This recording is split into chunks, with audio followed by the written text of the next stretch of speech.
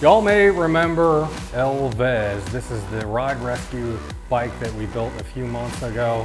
Rescued this thing under a heap of rust and dust and junk. Brought it back to life after it sat around for like 11 years.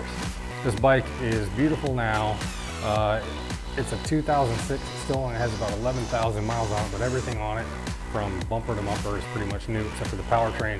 But one thing that's taken us forever to get is something I think is really going to set this bike off, and I'm going to show it to you now. This seat that I have on here is just fine, but we finally got this in from Saddleman, and this is going to just really be something I think is going to accentuate this bike finally. So I'm going to open up the box and show you exactly what we got here.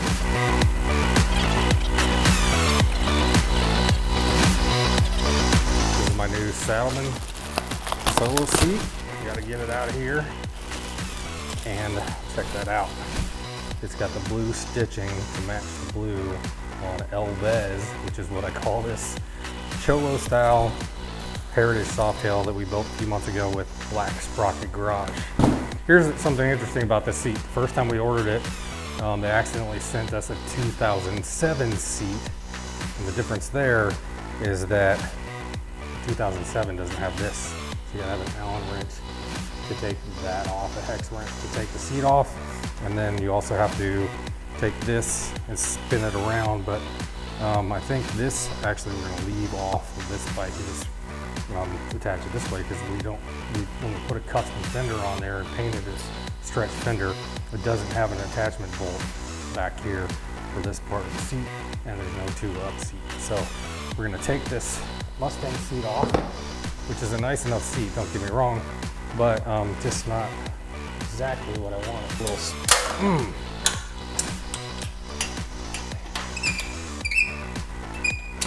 All right, get those two bolts out. There we go, nice brand new Mustang seat. You won't know somebody who wants one. And now, the moment of truth. We finally have the right fitting seat for this heritage. And it looks like we do. Now I like that Mustang seat because it was very low profile. This one's not quite as low profile, but that also means it's probably going to be slightly more comfortable, because honestly, the previous seat was not something that you wanted to ride, 100 miles on.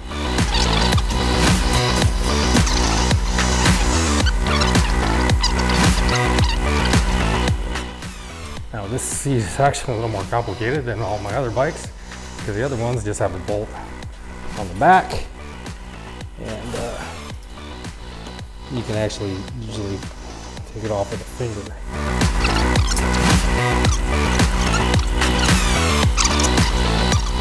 Seat installation is not the most complicated thing, but there we go. Nice, beautiful blue stitching. Got the little blue Saddleman mark on the back as well, which is a nice little touch.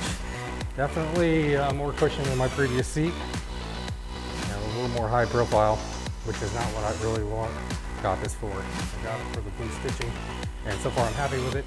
Now we just need to go for a ride and test it out.